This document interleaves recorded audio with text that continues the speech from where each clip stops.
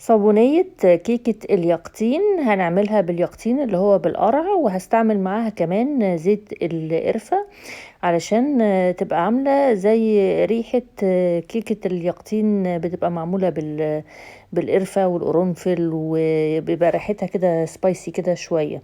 في الصابونية دي هنشوف قوام مختلف تماما.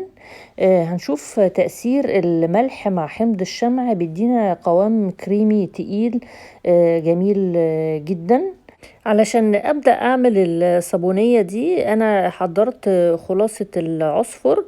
عملتها ازاي؟ بتجيبي العصفر وبتحطي عليه الماء المقطر، بس بيكون بتنزلي عليه هو سخن شوية، وبتسيبيه 8 ساعات، وبعد كده صفيته واحطه بقى في قوالب واشيله في الفريزر عشان ارجع استخدمه مع هيدروكسيد الصوديوم وهيدروكسيد البوتاسيوم، علشان طبعا لو انا ما جمدتوش هيتحرق وهيضيع كل فايدته.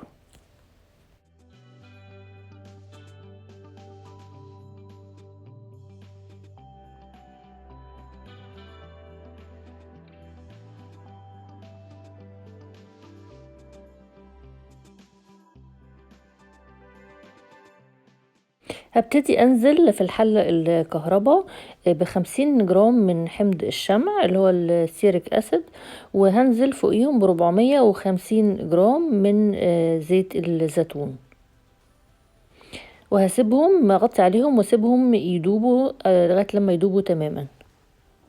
هستخدم 250 جرام من خلاصة العصفر اللي انا عملتها. انا عملتها اساسا بيدوبك بس ب5 جرام عصفر، والباقي ماء مقطر كان سخن نزلت عليه بيه زي ما قلت لكم، وسبتها 8 ساعات، وبعد كده صفيتها وحطيتها في قوالب وحطيتها في الفريزر، ودلوقتي طلعتها. وهنزل بقى فوقيها الاول بهيدروكسيد الصوديوم، واستخدمت 27 جرام فاصلة 2 من هيدروكسيد الصوديوم، وهقلب شوية لغاية لما يدوب شوية مع التلج، وبعد كده هضيف الهيدروكسيد البوتاسيوم، وهيدروكسيد البوتاسيوم هضيف منه 63 جرام فاصلة 6.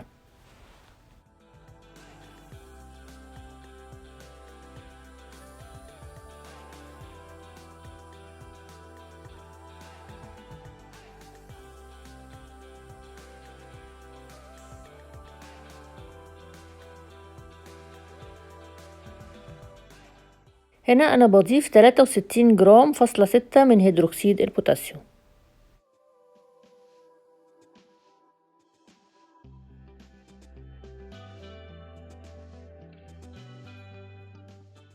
نسبة اللاي هنا 40% هيدروكسيد الصوديوم و60% هيدروكسيد البوتاسيوم.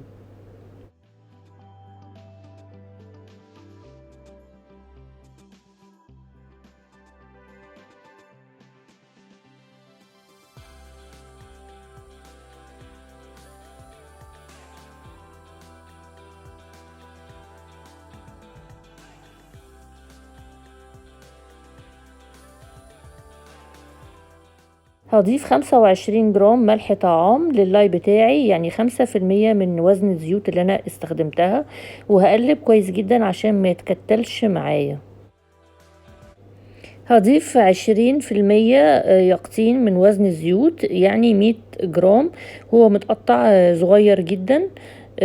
وهقلب كده شوية واسيبه مع الزيوت لغاية لما حمض الشمع بتاعي يدوب تماما، وبعد كده هضربه بالهاند بلندر. والطريقة دي اسهل من ان انا اطبخه ويبقى فيه مية وارجع اضيفه تاني. هنا بعد ما حمض الشمع بتاعي داب بقى ببتدي اشتغل بالهاند بلندر، وشوية شوية هتلاقي القرع ده يعني اندمج واستوى وداب.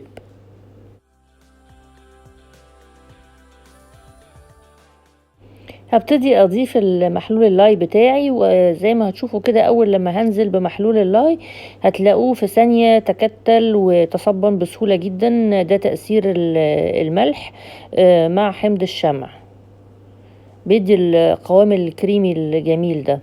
بفضل اضرب كده، يعني بشغاله بالهاند بلندر شويه، يعني تقريبا قعدت تقريبا قرب الربع ساعه، وبعد كده هغطي عليه.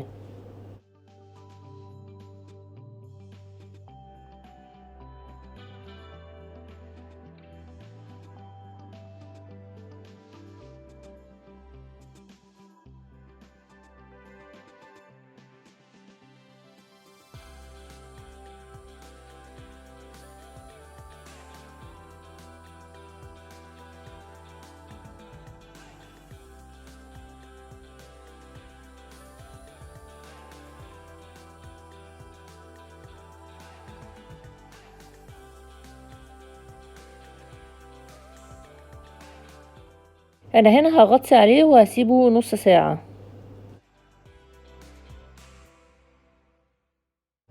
هنا بعد نُص ساعة شايفين ابتدى يعلى من الجناب وانفصل تمامًا، يعني بقى عامل كده زي اللبن الرايب لمّا يبقى قاطع، هتلاقوا يعني مشقّق كده تقريبًا. دلوقتي أنا هاضربه شوية بالهاند بلندر لحد لمّا يلِم معايا تاني.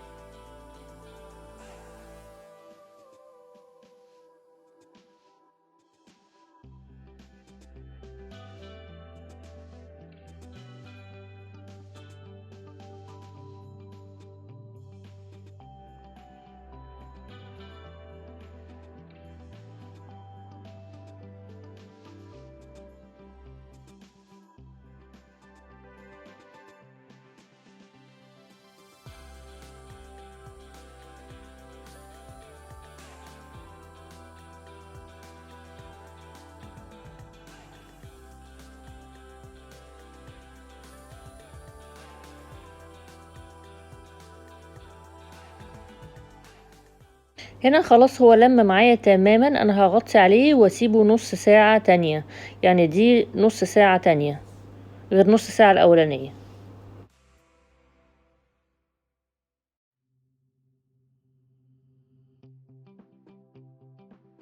هنا بعد فوات النُص ساعة التانية، يعني الصابون ده بقى له ساعة بيتطبخ، زي ما أنتم شايفين كده ابتدى يعلى من الجناب، وابتدى يبقى كُلّه قابب كده مرحلة الانتفاخ، بس مش هنشوف الجليسرين بتاع الصابون، ما فيش مرحلة جليسرينية ليه؟ علشان حمض الشمع استحلب كل الزيوت وكل اللاي، فأنا هاقلّب شوية كده بالهاند بلندر واسيبه بقى يستوي النُص ساعة الأخيرة.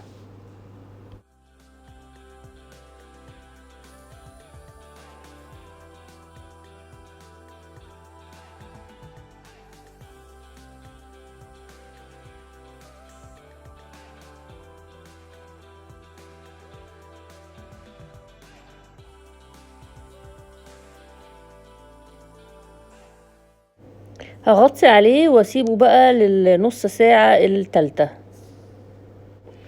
هنا بقى ده الصابون بعد ساعة ونُص من الطبخ، شايفين شكله عامل إزاي؟ دلوقتي بقى أنا هابتدي إن أنا أقيس الpH بتاعه علشان أتطمن إن أنا أكمّل بقى أضيف الإضافات والّا هاعمل إيه، هنشوفه دلوقتي هاقيس الpH.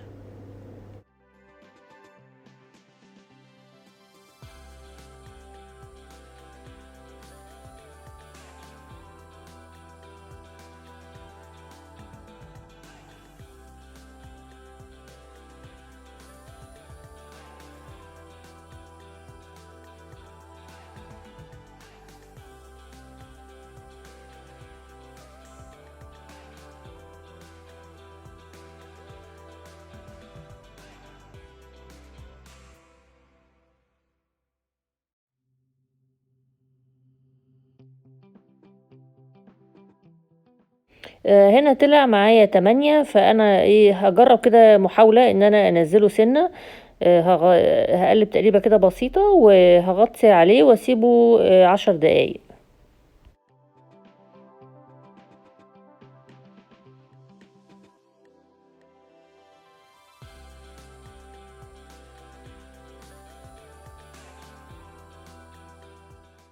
هنا بعد فوات 10 دقايق ده شكله، هاقيس بقى الpH تاني ونشوف مع بعض.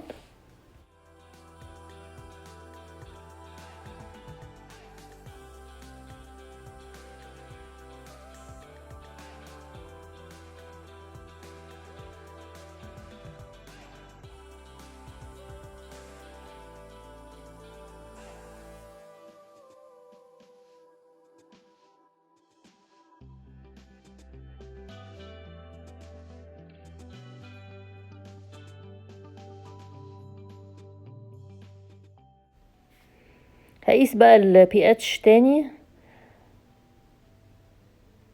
هو كده يعني، هو كاسر ال8، مش 8 بس يعني، بس مش هينزل عن كده يعني، انا ممكن اعتبره 8. مش هينزل عن كده، وخلاص بقى هنرضى بالبي اتش ده. هو مش وحش على فكرة، هو كده ولا كده انا قايله لكم الصابونية بيبقى الرينج بتاعها من 7 ل8. وكده ولا كده على تاني يوم لوحدها بتبقى هديت، بينزل برضو يعني، على بكرة هتلاقوها 7. بضيف 5 جرام من قشر البرتقان المجفف المطحون، يعني حوالي 1% من الوصفة. انا اخترت قشر البرتقان علشان مش عايزة اغمق لون الصابونية، يعني كان ممكن احط قرفة بس كان هيغمق اللون شوية.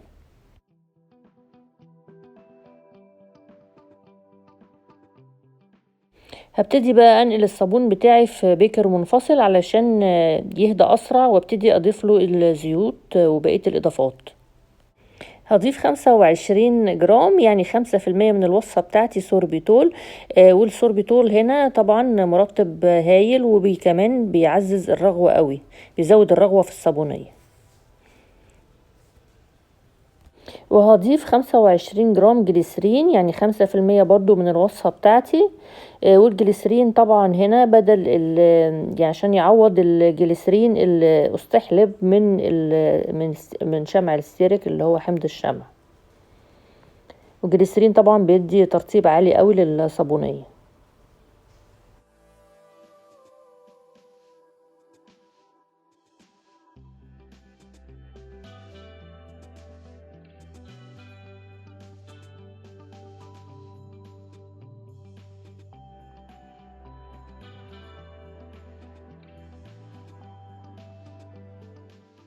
وهضيف 30 جرام كسوبر فات من زيت الترمس،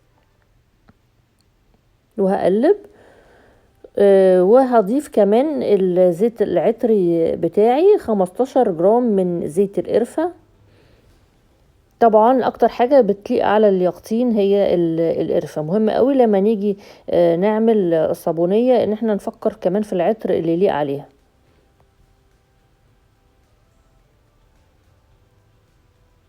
وكده هيبقى فاضل المادة الحافظة بتاعتي، وانا هستعمل سوربات البوتاسيوم. انا دايما لما بيكون في اضافات طعام بحب ان انا استخدم سوربات البوتاسيوم، عشان ده من انسب الحاجات، يعني في الحفظ، هو اساسا غذائي بيحفظ الطعام يعني. كمان لو انت مش عايزه تستخدمي سوربات البوتاسيوم، الجيرمابان كمان مجاله واسع قوي، واسع يعني واسع الطيف يعني، فيناسب الطعام برضو، الاضافات الطعام في الكوزماتكس. انا مش قصدي ان هو غذائي يعني. هنا انا بدوب الجرام سوربات البوتاسيوم في 2 جرام خلاصة بابونج.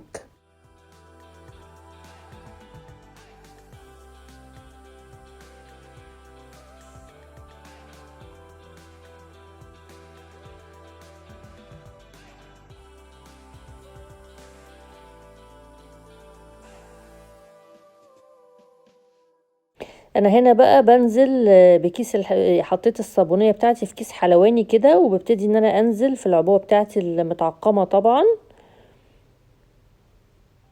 وبزوقها كده بالشويه بالستيكس بتاعت القرفه. ودي صابونيه هايله جميله جدا، وريحتها حلوه قوي، وقوامها حلو وحلو قوي على الجلد والبشره. وتعالوا نشوف مع بعض، نجرب كده الرغوه ونشوف هي عامله ايه. زيت الزيتون عامة بيدي رغوة كثيفة وكريمية يعني، بتبقى الفقاقيع صغيرة، مش زي زيت دوار الشمس بتكون كثيفة وكبيرة. بس هو طبعا زيت الزيتون أفيد جدا للبشرة يعني. وزي ما انتم شايفين كده فرده حلو قوي وناعم جدا، وأنصحكم ان انتوا تجربوه، وريحة زيت القرفة عاملة شغل عالي جدا. القناة عليها قائمة كاملة من الصابونيات، هتعجبكم جدا. وما تنسوش تعملوا لايك وتعملوا سبسكرايب، واشوفكم ان شاء الله في فيديو جديد.